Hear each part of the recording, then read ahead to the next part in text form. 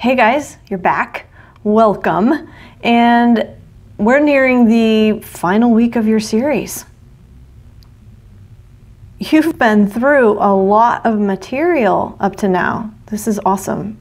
You should feel very proud, encouraged, energized to dive into this final week. I want to thank you again for making the time to be here, to learn, to take in this new information and hopefully begin to implement it into your lives in a way that you can practice. Practice developing a greater level of awareness, practicing developing a greater attitude, one that is very representative of the character that you'd like to embody as a human being. And within all of the other roles in your life, if there's something that I've really begun to take into consideration, it's reflecting upon all the different hats that I wear, all the different roles and responsibilities that I have in my life, and then to really ask, how do I want to show up as each one of these identities? It's literally, we have the capacity to be within different personalities and identities and types of character in these different roles. And so it's very valuable to ask ourselves, what do I represent? How do I want to show up? You know, who am I when I'm at my best within each of these roles? What do I think? How do I act? You know, how do I share my emotion, my energy with people? So be considering these things as you continue through this final week. We've got some really good stuff for you. For any individual who is pursuing an important goal, something that they likely consider are saboteurs.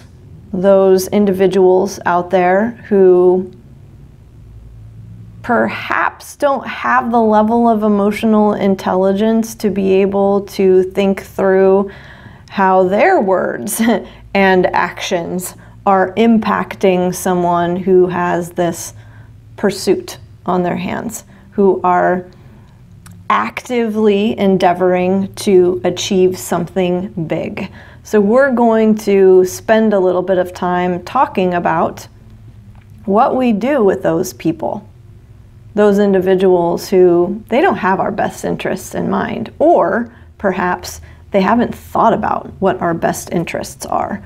A lot of times I think, you know, we're in relationships and we have connections with people who we haven't shared our goals with them. They don't even have a sense of how important the things that we're doing and the ways in which we are shifting are impacting our lives. They don't know what we want to move into. And they haven't been taught by you how to support you, okay? And how to support the level of motivation that you need to continue being consistent and being tenacious. So we need to, as pursuers of something big, be thinking about, who do we want in our lives? Who do we have in our lives currently that we could draw on for support, for accountability, that we could teach to ask us powerful questions, that we could teach to notice when we may be struggling and when that level of energy is dipping a bit, so that they can prompt us in honest and authentic ways to step out of that place. Bring the energy back, bring the joy, bring the enthusiasm back to what we know we need to do to accomplish what's important to us, okay? We're also going to be looking at, what is momentum? How is that built? You know, something that's really important to consider among high achievers, among individuals who perform with that high level of energy and enthusiasm most of the time, is that undergirding that intensity is confidence. And that's something that I hear a lot as a clinician that is lacking for a lot of people. When people come to me and they may have dieted for years. I worked with one man who'd added up how much he'd spent on different diets, and it was well over $20,000. Do you think his confidence was in the tank to be able to accomplish something that he'd tried repeatedly to do well and effectively and felt like he'd failed? No, his confidence was in the tank, okay? But confidence is something that's built, all right? It's not something that you're just born with, all right? Confidence is doing what you doubt, all right? So if you're someone who says, you know, I just don't have the confidence, well, we have to take a step back and recognize that there are certain actions and ways of thinking and believing that move us into a greater sense of confidence. There's this thing called the confidence competence loop. Remember that competence is one of the 3 basic psychological needs. And those 3 needs are universal across everyone, no matter where you're from, no matter your background, no matter the experiences that you've navigated in your life, no matter what your race is. There are those 3 basic needs of autonomy, competence, and connection, all right? Now, when we are looking to build confidence, right, we have to believe that if we do something that we're a little bit scared of or that feels like a challenge to us, that that's an opportunity to build competence. That's an opportunity to create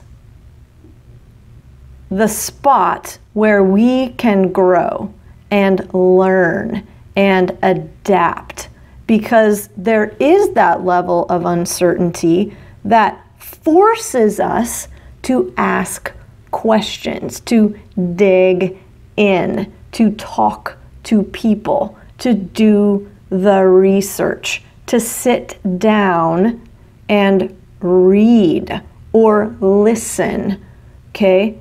Or draw on the experiences of other people. When we are uncertain, okay, it's the perfect place to feel like our competence is going to incrementally blossom. All right? Now, when we step into that place, we're willing to do that.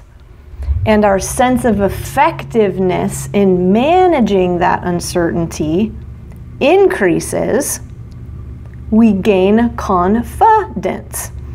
And what that is belief in our ability to figure it out.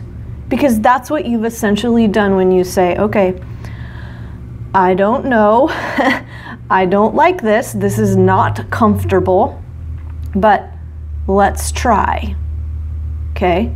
Let's dig in a bit, let's ask questions, let's gather our resources and move forward so that it's not so uncertain, so that now I have some answers and a better understanding.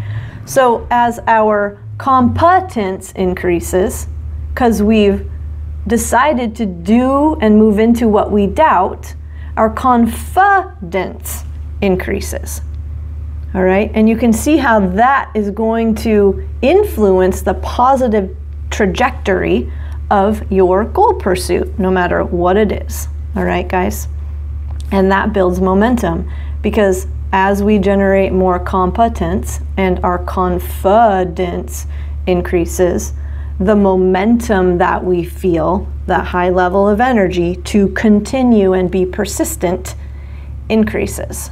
I'm working with a man right now who initially had a lot of doubts, was pretty skeptical about tracking his food, said he didn't want to, doesn't have time, he's a busy student, okay? He's got his priorities with his family. And where did we start? All we started with was, no, I don't even want you to worry about macronutrients right now. All I'm asking you to do, write down what you're eating. You know what? If you're feeling extra energized today, measure it. Okay? Use your measuring cups, use your measuring spoons. Just write it down. Let's start there. Let's do something that's this much challenging for him and not overwhelmingly challenging. All right? So he started doing that for me. And then as we progressed and he's logging his body weight, okay, we moved into, let's figure out the macros for one meal. And in the meantime, guys, I'm teaching him like the value of tracking. Guess what? It's the #1 behavior that begets the best success, okay? And that's not me saying that, that's research that shows that. I'm teaching him about metabolism. I'm teaching him about, you know, the benefit of timing your meals, the benefit of having a structure for combining the meals. And this guy's an athlete too. He cycles, so he needs to understand the value of pre and post-workout meals, how to structure those. Maybe he needs intra-workout nutrition. So, you know what? He's highly galvanized because he wants results because he's cycling and he's going to be racing. So competition is a big deal for him. So this is creating momentum for him. We're talking about these future races. So he starts tracking his macros now. And he's monitoring his energy. I'm using cycling analogies to really keep him engaged. And so what started off as, oh God, I don't want to have to do that. I'm way too busy. I don't have time for that, Corey, turned into an email that said, you know what? I'm actually really liking getting this data. Thank you for making me do it. My weight has come down 5 pounds in 2 weeks. I am motivated. And his whole attitude, okay, his mindset has changed as his confidence has increased that he can do it. He's not any busier than before. He's still got everything that he had on his plate that he did when we started. And yet he's seeing the value in it. So his momentum's increasing, his sense of effectiveness is increasing, his confidence is increasing, he's riding more now, you know, doing more cycling, spending more time on the bike, eating less, losing weight, and feeling great. So this is what I'm getting to, guys. There's this beautiful loop, all right? And if you're a coach, okay, this is something that you want to focus on with your clients. Understanding that it all fits together. They're all cogs in the wheel, okay, of mastery. Now, the other things that we're going to get into this coming week, okay, I'll leave you with this. We're going to get into competing commitments, okay? When you have clients, and this goes for you too, who are losing weight, who are changing their behavior, who are shifting their habits in some way, they're going to experience what feels like obstacles, right? You guys are going to have struggles along the way. You might call them that.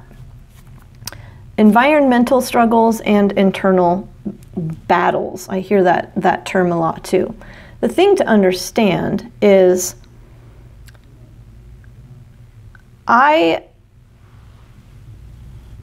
you have two commitments a lot of times, or multiple commitments. Say that you're in a relationship, right? And you're trying to change the foods you keep in the house, okay? Because you know that if those foods are available, they're going to increase craving behavior, and you don't want to be drawn in, and you don't want to have to worry about those temptations, okay? On the same token, you and your spouse have come together and connected over, let's say it's ice cream, every night for the last 10 years, all right? You have a commitment to your spouse and that feeling of closeness and connection that you share when you have ice cream together. and you have a commitment to yourself to lose body fat, get leaner, remove the distractions that you don't want in your life, and in this case, them being food. Okay, so you have these two commitments. How do you reconcile that? What do you do? Do you talk to your spouse? What do you say? Okay, this is another big problem, I think. I don't even want to call it a problem. It's just something to be aware of that a lot of other programs don't deal with. All right, they just look at the struggle and they just look at it kind of at a face value. No, you need to change your habits. You need to get the ice cream out of the house. Except the ice cream is attached to one of the basic psychological needs for this person. Connection with someone who's super important to them. So you can see how they'd be pulled in two different directions and why it might be so difficult. All right? Okay, we're going to be talking about self-efficacy. Yeah, big concept in psychology, right? That's the sense of being able to influence movement, influence your environment, influence your pursuit. All right? And then we're also going to be talking more about attitude, mindset, adjustment, and then this beautiful concept of growth versus fixed mindset. The way I look at it is a growth mindset is incremental, okay? We realize that in order to grow, we're going to have to do things that are somewhat uncomfortable, right? We can't go into it thinking I should already know this stuff, because we don't. And there's the potential to actually learn it, and in a stepwise progression, okay, it's called skill scaffolding.